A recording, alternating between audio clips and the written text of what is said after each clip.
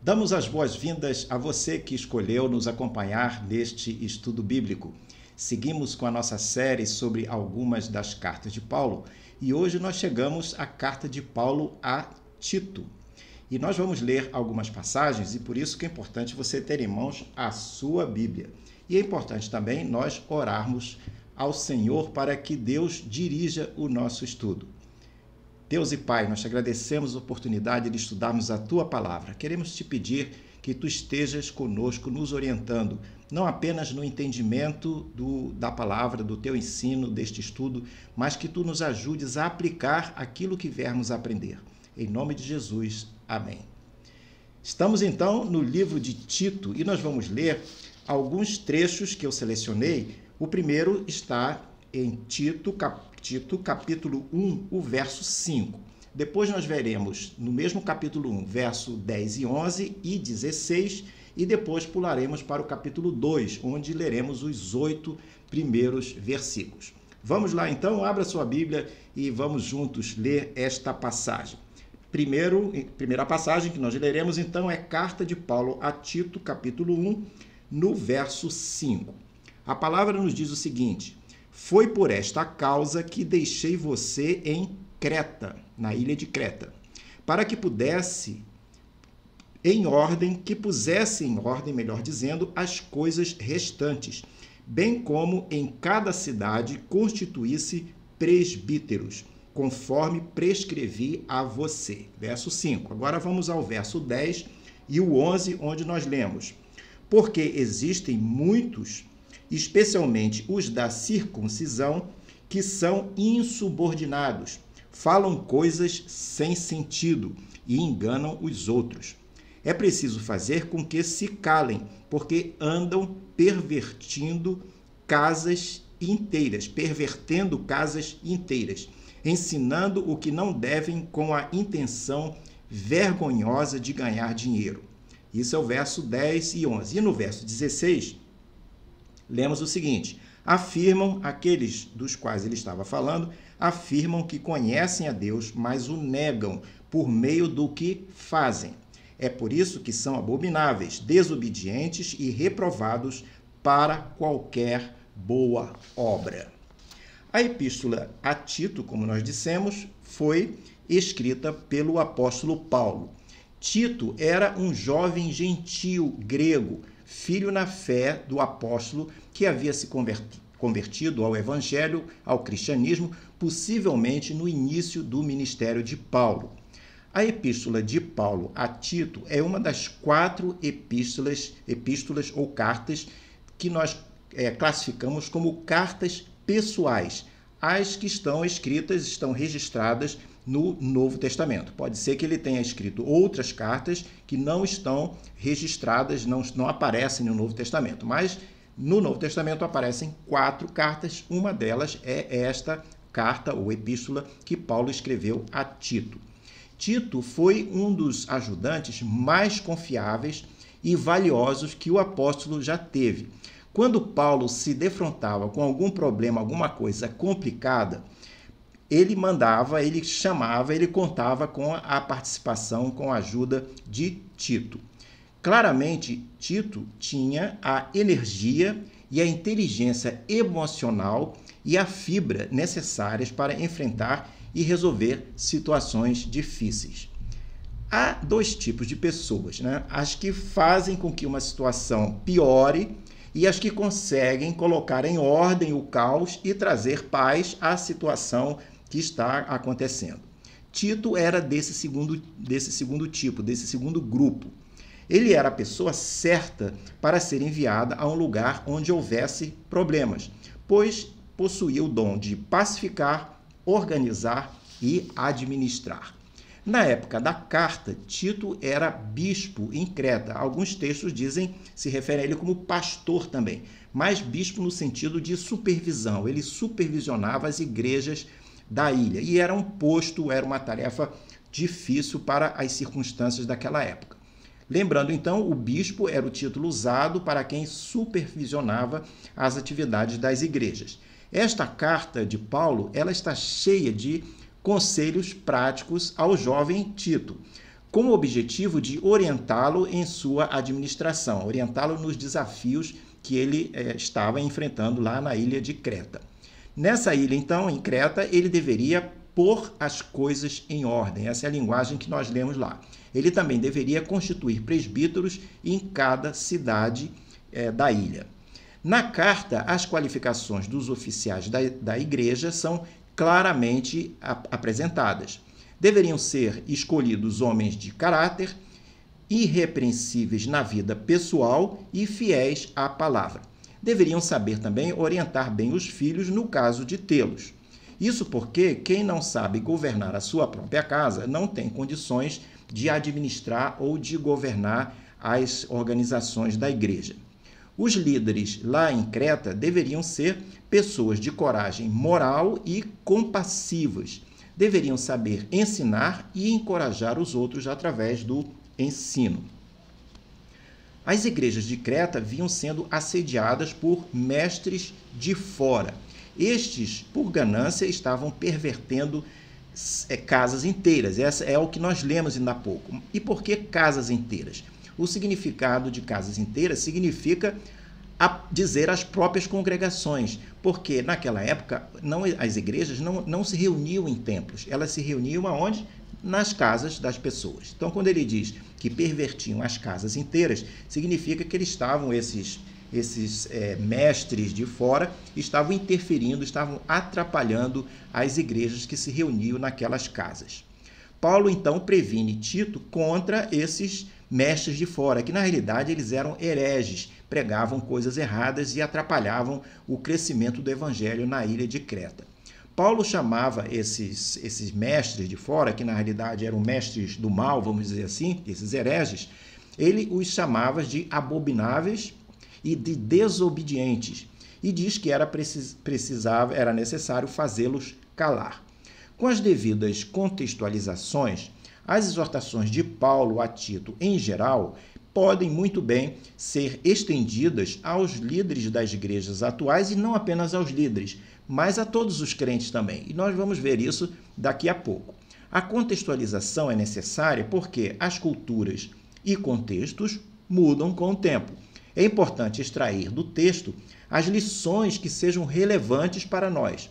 Para isso, é importante identificarmos os princípios daquele texto, daqueles episódios, princípios que são universais. E o que são princípios universais? São aqueles princípios que valem em qualquer tempo e valem em qualquer lugar. Ou seja, eles se mantêm válidos em qualquer situação e, por isso, eles podem ser considerados nos nossos dias de hoje de uma maneira muito concreta. Nosso desafio nesse estudo, portanto, será identificar alguns desses princípios que entendemos são relevantes para podermos aplicá-los em nossa vida. No próximo quadro, consideramos aqui uma possível identificação de grupos etários em uma igreja. Grupos etários são aqueles grupos divididos por idades. Aqui nós vamos observar que um dos temas importantes dessa carta de Paulo a Tito é sobre o mundo poder perceber o bom testemunho dos crentes. O tema do bom testemunho da igreja no mundo é mencionado por Paulo nessa carta a Tito, no capítulo 2, verso 5, quando ele diz assim: para que a palavra de Deus não seja difamada. Paulo insiste de novo nesse assunto lá no verso 8 do capítulo 2, onde ele diz a Tito que o discurso dele deveria ser irrepreensível. E ele diz ainda, para que o adversário seja envergonhado, não tendo nada de mal a dizer a nosso respeito. O apóstolo volta a esse ponto novamente nesse capítulo 2, lá no verso 10, onde ele está preocupado com aqueles que servem. E aqui o que está em questão nessa abordagem de Paulo é como o crente e, consequentemente, como a igreja deve atuar de maneira a atrair pessoas para Cristo. Neste texto que nós lemos, Paulo desenvolve esse assunto segmentando a abordagem dele em 5 grupos de pessoas. Os 4 primeiros, que você pode ver aí no seu quadro, são grupos de segmentação etária, que são grupos que normalmente são encontrados nas igrejas. Veremos nesse estudo a conduta dos crentes em cada um desses grupos, mas apenas dos 4 primeiros, e o 5º grupo fica para uma outra oportunidade. No próximo quadro, então, nós vemos o primeiro grupo, formado pelos homens idosos.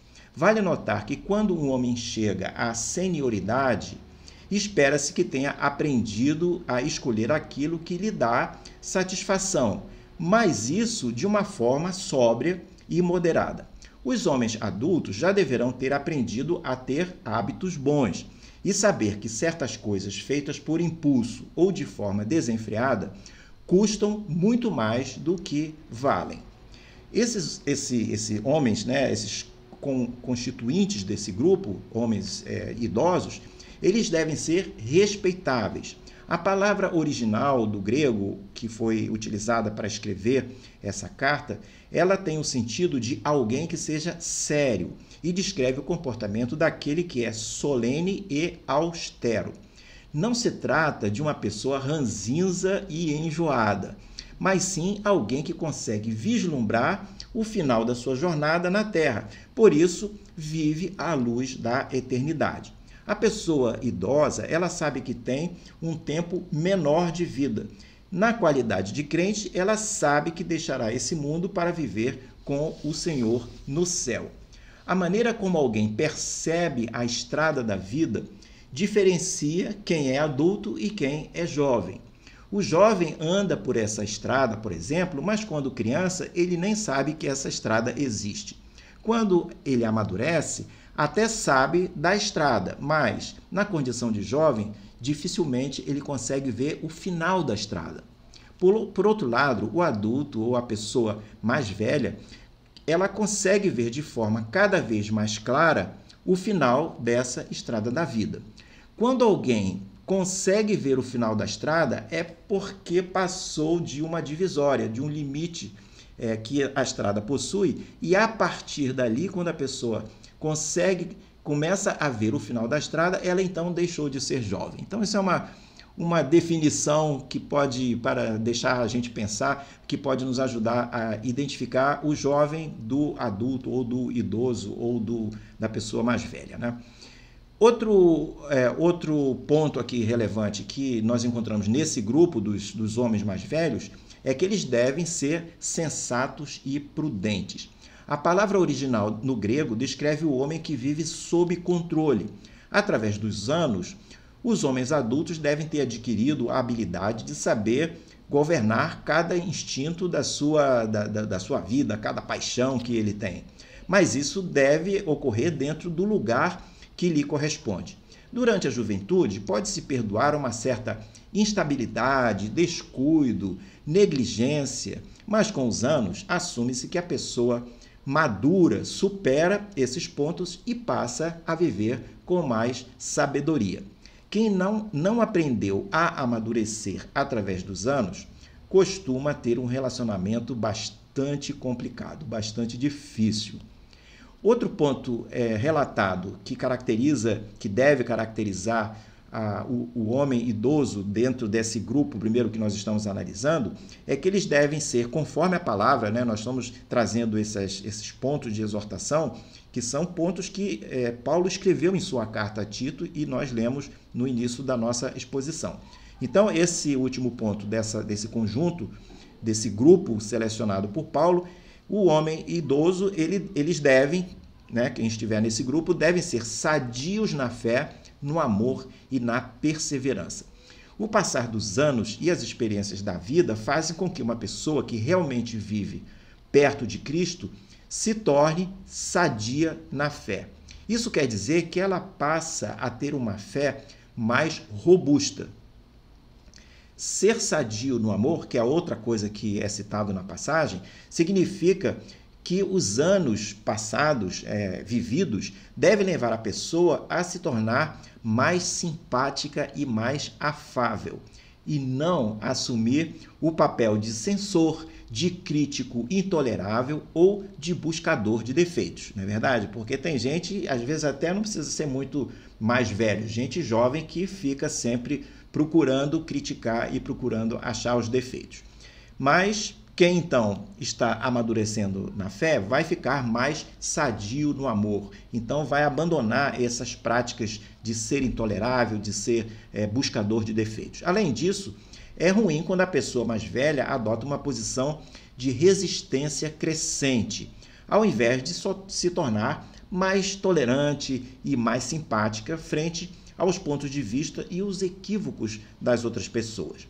É fato que a saúde física poderá tornar a pessoa mais velha mais fraca fisicamente, mas a vida espiritual deverá ser repleta da fé e da perseverança, levando a pessoa a se posicionar melhor frente às dificuldades. Então, com isso, nós fechamos esse primeiro grupo, que são os homens idosos.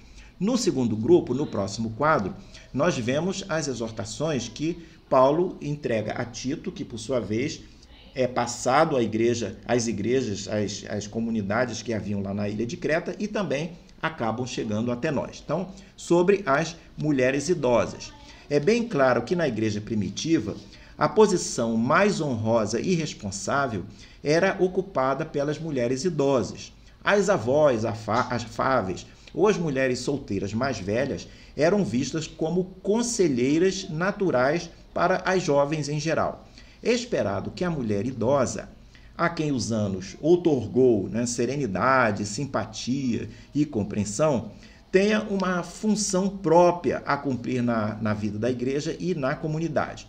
Aqui se estabelecem qualidades que as caracterizam. Seu comportamento deve ser tal que possam corresponder, as atitudes possam corresponder ao comportamento daqueles envolvidos nas coisas sagradas. E aí um ponto interessante que é ver as reuniões e atividades da igreja no contexto do sagrado faz muita diferença na vida da igreja. Uma igreja alcançará mais facilmente a paz e a fraternidade interna em cada reunião da igreja, incluindo as assembleias administrativas, se os crentes se lembrarem que os assuntos da igreja têm a ver com coisas sagradas. Se os crentes tiverem essa percepção do sagrado, muita discussão e muita intolerância e muita teimosia que às vezes acontece nas igrejas, elas já poderão simplesmente desaparecer. As mulheres idosas, outro ponto que Paulo adverte, não devem ser caluniadoras e não devem ser difamadoras. A palavra diz ainda que as mulheres idosas não devem praticar essas atitudes, como nós mencionamos. E é curioso que a maioria das pessoas se mantém dispostas a repetir e escutar histórias maliciosas, mas em quantidade bem maior do que ouvir histórias que sejam positivas e que enalteçam ou edifiquem alguma pessoa. Um princípio de sabedoria bíblia a ser adotado é termos o compromisso pessoal em não falar nada a respeito das pessoas quando não tivermos nada de bom para falar sobre elas. Certamente, se adotarmos esse princípio, vamos errar muito pouco, não vamos errar nada nessa questão de falar mal das pessoas. Elas, as mulheres idosas, devem estar dispostas a ensinar e preparar as mais jovens. É um dever cristão utilizar sempre a experiência para guiar, para alentar, para orientar e não, na realidade, atrapalhar ou decepcionar as pessoas. No próximo quadro, nós vamos ao terceiro grupo, que são as mulheres jovens. As mulheres jovens, conforme o texto que nós lemos, elas deverão amar o marido e os filhos, deverão ser sensatas, comprometidas com seu lar, incluindo administrar bem a casa, sendo amáveis com seus empregados, se os tiver. A finalidade original dessa conduta, melhor dizendo, era que ninguém viesse a ter motivo para falar mal da mulher cristã. É importante observarmos que algumas palavras do texto que nós lemos apontam para deveres que poderão nos parecer limitantes em nossos dias. Em termos do papel da mulher, por exemplo, na atualidade, como podemos dizer que sejam boas donas de casa. Dá a impressão de que Paulo só está vendo na frente dele essa função para as mulheres, que elas sejam donas de casa. Mas nós vamos aprofundar um pouquinho, porque havia um motivo para essa questão. É importante, então, que esses papéis sejam considerados juntos com o pano de fundo da época, junto com o contexto da época, para que a gente consiga entender. Isso nos permitirá identificar, considerar o contexto da época, nos permitirá identificar práticas específicas daquela cultura, daquele contexto, e os estudos anteriores, inclusive, já nos mostraram, quando nós estudamos as cartas do apóstolo Paulo a Timóteo, nós vimos no estudo anterior que no mundo grego antigo, que era o mundo grego lá em Creta, né, aquela fazia parte do domínio da Grécia, a mulher respeitável vivia segregada. Ela possuía seus próprios aposentos em casa e raramente deixava esses aposentos. Ela nem sequer podia se sentar na mesa quando havia, por exemplo, visita de homens na casa. Ela não podia se sentar junto com eles. Não era permitido que o homem ou os homens entrassem nos aposentos dela, exceto o seu próprio marido podia fazer isso. As mulheres nunca iam nas assembleias públicas, nas reuniões públicas, muito menos podiam falar em público. Observe que isso não são restrições do cristianismo, são restrições da cultura grega. É aquilo que acontecia entre os gregos, entre as mulheres gregas. E as mulheres que aceitavam o evangelho eram de origem grega, então elas viviam naquela cultura e aquilo era a prática comum naquela época. Na realidade, pode-se dizer também, em relação ao emprego das mulheres, ao trabalho das mulheres, não havia forma honrada para uma mulher grega trabalhar, para ela poder ganhar vida. Não havia ofício, não havia profissão, não havia nada disponível para ela, a não ser depender do marido ou talvez do pai quando ela não era viúva ou seus filhos. Mas não havia emprego para a mulher. Então ela era cerceada e era segregada de uma forma muito forte. E aí vale observar que se as mulheres da igreja primitiva resolvessem quebrar todos esses limites, essas barreiras, etc., a igreja ficaria desacreditada. Por quê?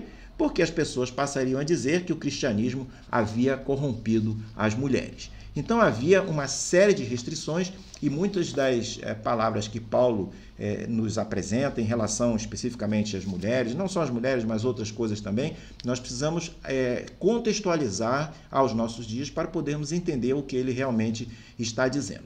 Vamos no próximo quadro para o quarto grupo, que são dos homens jovens. O dever dos homens mais jovens está resumido numa exortação, que eles lembrem de ser prudentes e moderados. O homem prudente tem como tendência manter sua vida a salvo, pois ele desfruta de mais segurança por ter certas coisas críticas sob o seu controle. E Paulo aqui ele vai apresentar 4 motivos para trazer essas exortações aos homens mais jovens. E você vê no quadro aí esses 4 motivos. O primeiro deles é o mais evidente, o mais interessante, mais simples também, é que Tito era jovem e teria que observar também esses pontos. O apóstolo Paulo, ele era o pai na fé de Tito. Ele gostava daquele rapaz, no sentido de que ele o havia treinado, ele o havia instruído, ele o havia capacitado e ele o havia enviado até Creta para desempenhar uma missão. Então, Paulo estava muito preocupado e essas exortações que estão aqui, especialmente essa dos homens jovens, são dirigidas também a Tito. A segunda exortação aqui é que na juventude há tentações mais fortes. Do texto nós extraímos essa questão. Os jovens tendem a ser mais atirados, né? e as paixões falam mais alto quando a pessoa é jovem. O jovem tende a muitas vezes ignorar os riscos e as consequências de suas atitudes. O terceiro motivo para Paulo trazer essas exortações é que na juventude há mais oportunidades para o erro. A pessoa jovem vê muitas opções diante de si, muitos apelos, muitas oportunidades, mas nem sempre tem a devida maturidade para priorizar essas oportunidades, essas alternativas e fazer escolhas corretas. incluindo até descartar algumas dessas oportunidades, porque elas talvez não sejam boas. Muitas vezes o jovem acaba envolto por influências, incluindo o desejo de pertencer a um grupo. Pertencer a um grupo, em tese, é muito bom, desde que o grupo também seja bom. Mas se o grupo não tem uma boa conduta, essa participação nesse grupo de má conduta vai levar o jovem a errar, ou vai aumentar a sua probabilidade de errar, porque as companhias do grupo não são boas. Pode ser que a necessidade do jovem também estudar fora ou trabalhar longe de casa faça com que ele fique longe da comunhão da família, e na família, se é uma família bem estruturada, é uma fonte de sabedoria, é uma fonte de orientação que pode ajudá-lo a seguir o caminho correto. Se ele estiver longe, sistematicamente longe, o risco dele fazer coisas erradas acaba aumentando. A pessoa jovem tende a ser muito mais individualista do que o adulto. Isso pelo motivo porque, em tese, a pessoa mais jovem não tem uma responsabilidade no lar, não tem compromissos sérios com outras pessoas, no sentido de ter que ajudá-las, de ter que sustentá-las, e aí acaba, quando isso não acontece, acaba levando o jovem a ficar um pouco individualista, porque ele acaba se colocando no centro de tudo. Quarto e último motivo para Paulo fazer essas exortações aos jovens, a esse grupo de jovens. Na juventude, muitas vezes, a confiança provém da falta de experiência. É muito comum o jovem encarar a vida sem a devida consideração dos riscos, porque ainda não descobriu que certas coisas podem dar errada, pode não dar certo. Um jovem tende, por exemplo, a dirigir um carro numa velocidade mais alta do que o adulto, porque ele ainda não descobriu como que é fácil ocorrer um acidente. Ele não viu ainda quão danoso é o impacto sobre o corpo humano de uma colisão ou de um capotamento. O fato da vida, portanto, que a gente deve observar, é que ninguém pode comprar experiência. Experiência é algo que só se adquire com o tempo. Então, por mais sábio que seja o jovem, a experiência só virá à medida que o tempo for passando. Um outro ponto a considerar é que uma das primeiras coisas que toda pessoa jovem deve conseguir é o autodomínio, o domínio próprio. Provérbios 16:32 nos dá uma palavra sobre isso, quando diz: é melhor ter paciência do que ser herói de guerra. O que domina o seu espírito, aí é o autocontrole, é melhor do que o que conquista uma cidade. O autodomínio, a autodisciplina e o autocontrole não costumam ser virtudes muito assim atrativas e muito românticas, mas certamente é um dos elementos importantíssimos para a vitória de uma pessoa. No próximo quadro, temos aqui os versos 7 ao 8 do capítulo 2, algumas considerações sobre os líderes que deveriam agir como exemplo através das suas atitudes, através da sua conduta. Para que o ensino de Tito pudesse ser efetivo, ele mesmo teria que demonstrar o que estava ensinando. Idem para qualquer líder da igreja, e idem para qualquer pessoa que exorta uma outra pessoa, né? Que a pessoa que fala sobre uma verdade, ela deve também viver aquela verdade. Paulo apresenta aqui 3 atitudes a serem adotadas pelos líderes. A primeira atitude é que as intenções e motivos dos líderes devem estar claras, as atitudes e as intenções, os motivos. O líder na igreja, seja ele regente coral, professor da escola dominical, professor de estudos bíblicos, pregador ou qualquer outro tipo de líder, muitas vezes enfrenta tentações advindas do que alguns chamam da agenda secreta, né? As pessoas têm agenda secreta. O que são as agendas secretas? Né? São aquelas coisas que as pessoas desejam, mas elas não publicam. E aí ficam de maneira externa, aparentando que estão buscando determinada coisa, mas internamente elas possuem um outro objetivo, um outro item da sua agenda que não é revelado. Alguns desses itens da agenda secreta podem ser a autoexibição, querer aparecer, querer demonstrar inteligência, querer demonstrar conhecimento e sabedorias próprias, algum interesse particular que a pessoa tem e que não fica bem se aquele interesse for divulgado, ou pode ser a tentação de querer atrair atenção para si mesmo, em lugar de atrair atenção para a mensagem que é necessária transmitir, a mensagem de Deus que é necessário entregar, que é necessário transmitir. Há também, às vezes, o item da agenda que é a tentação ao poder, tentação de ter o poder. O mestre, o pregador, o ministro, o líder, de um modo geral, eles às vezes se veem rodeados pela tentação de fazer valer suas vontades pessoais. Devem ser líderes, mas não líderes autocráticos. Pode-se guiar pessoas, mas nunca arrastá-las. As pessoas seguem o líder porque ele as inspira, não porque são obrigadas. E aqui nós podemos ver rapidamente a diferença entre o chefe e o líder. O chefe, a gente obedece o chefe porque ele é o chefe, ele manda e a gente deve obedecer. Agora, o líder, normalmente alguém obedece um líder porque se inspira no líder. Então, essa é uma diferença entre o líder e o chefe. O líder cristão deve ter claro para si o que significa a vitória ou o êxito. E aí, uma rápida consideração que eu gostaria de fazer, porque muitas vezes no ambiente das igrejas há uma certa dificuldade de estabelecer as metas, os objetivos da igreja. É claro que o objetivo mais amplo da igreja é fazer com que tudo para que o reino de Deus ocorra, que almas sejam salvas, que pessoas possam ser encorajadas, possam viver para o meio. Isso é o ponto mais geral. Mas às vezes, quando se faz um planejamento na igreja, às vezes se fala muito assim, a nossa igreja precisa crescer. Então, ano que vem, nossa meta vai ser crescer, fazer tantos batismos e ter tantas pessoas novas. E às vezes nem sempre essa abordagem, essa definição de objetivo está realmente correta.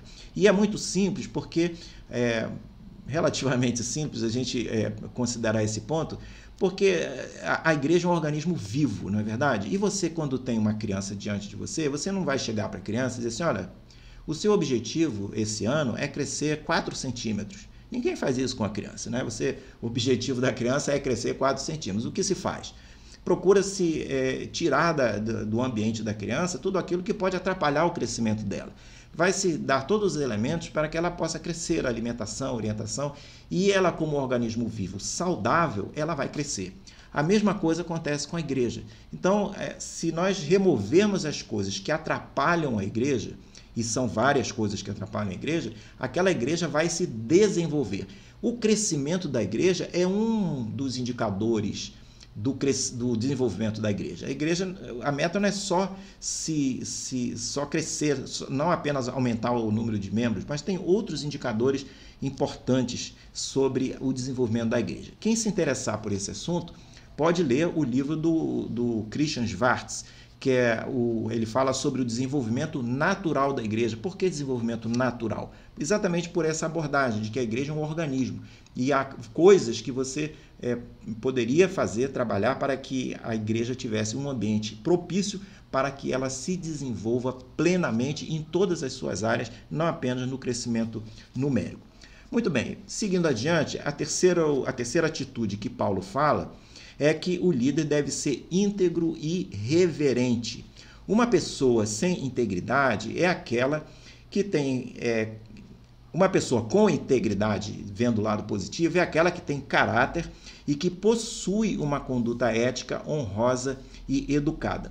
Uma pessoa íntegra não combina com alguém que tenha um comportamento indiferente, arrogante ou orgulhoso. Esses perfis de indiferença, arrogância e orgulho não fazem parte, não combinam bem com uma pessoa íntegra, especialmente no ambiente do serviço cristão. É muito ruim para o evangelho quando um líder da igreja apresenta condutas e palavras que não correspondem a um servo de Cristo. E aqui temos, até em estudos passados, estudamos sobre a liderança servidora. É aquele líder que se preocupa em servir. Então, um líder que se preocupa em servir, ele não pode estar ao mesmo tempo com palavras ríspidas, com palavras agressivas, demonstrando orgulho no que ele faz. Então, é importante, o líder deve ser íntegro e reverente. O terceiro ponto que Paulo exorta em termos de atitude do líder na igreja, é que ele deve ter uma mensagem sadia. E aí vale para todos nós, o professor de estudos bíblicos, por exemplo, o pregador, eles devem estar seguros de que estão propagando as verdades do evangelho e não suas próprias ideias. A pessoa que prega e ensina deve ter como objetivo entregar a mensagem que seja relevante, que faça diferença na vida da pessoa. E uma mensagem relevante tem que ser baseada na palavra de Deus e ela deve ser precedida por muita oração, porque é a palavra de Deus. Então, aquele que transmite a palavra, ele precisa ser um arauto, um proclamador da palavra. Ele tem que saber qual é o conteúdo que vem de cima para poder transmitir às demais pessoas. E essa mensagem ela precisa ser relevante. E o que é relevante? Então, relevante podemos dizer, pelo menos 3 coisas que caracterizam a relevância de um estudo bíblico, a relevância de um sermão, a relevância de uma mensagem. E essas coisas são 3 coisas simples que a gente pode dizer. A primeira coisa, para ser relevante, é que a pessoa se veja naquele assunto. É relevante para a pessoa, né? É que a pessoa se veja naquilo. Se a pessoa não se vê naquele assunto, aquilo não é relevante para ela. Então, é importante que a mensagem, o estudo, tenha como relevância, alcance a pessoa, fazendo com que ela se veja naquele assunto. A outra característica que aponta para a relevância é a pessoa se interessar em examinar a Bíblia, porque a fonte da informação, a fonte do conteúdo é a palavra de Deus. Se a pessoa vai embora, ouve alguma coisa, até se interessou, se viu naquilo, mas não examina a palavra de Deus, não chegou no critério de relevância. O critério de relevância, a pessoa tem que se interessar e também tem que se interessar em se enquadrar naquilo e se interessar em ler a palavra de Deus. E a terceira característica, ou terceiro fator que leva à relevância, é a pessoa se interessar por aquele assunto e procurar até, de uma maneira simbólica, ir ao dicionário e procurar uma palavra que ela não sabia, ou eu ouvi sobre a ilha de Creta, onde que mesmo fica a ilha de Creta, e dar uma olhada lá, aprender sobre a geografia, por que havia igrejas em Creta, e entrar um pouco na história, no contexto, e se interessar pelo assunto. Então essas coisas é que fazem a pessoa identificar e tomar para si uma lição, um estudo, uma mensagem que seja relevante. Muito bem. Para o nosso, entrando então no último quadro e na nossa conclusão, podemos dizer que Paulo enfatiza nessa carta a Tito, nessa parte que nós lemos pelo menos, a questão do impacto da conduta do crente como forma de testemunho. Nossa boa conduta não apenas contribui para o nosso relacionamento vertical com Deus, mas ele também vai nos capacitar a refletirmos à luz do Senhor, testemunhando da sua graça em nossos relacionamentos diários. Ficamos hoje por aqui, espero que você tenha gostado desse estudo. Se gostou, lembre de falar dele para outras pessoas, mande o link desse vídeo que você está vendo agora. No próximo quadro, você terá a oportunidade de ver a sequência de todos os estudos que nós estamos desenvolvendo ao longo desse trimestre. Deixo com você, então, um grande abraço e espero vê-lo numa próxima oportunidade.